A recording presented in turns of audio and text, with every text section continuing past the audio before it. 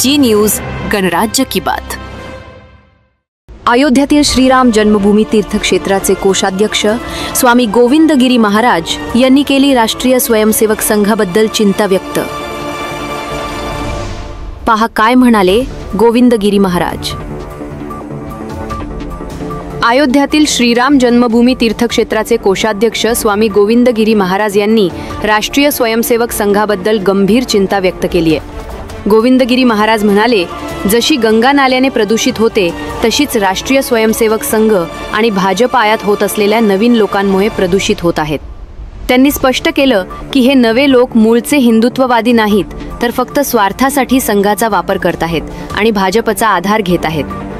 कधी संघही पटला नव्हता, ज्यांना कधी हिंदुत्वही पटलं नव्हतं आणि ज्यांना नैतिकता कशाशी खातात हे कधी कळलंच नव्हतं, अशा लोकांची आयात फार अधिक प्रमाणात झाली।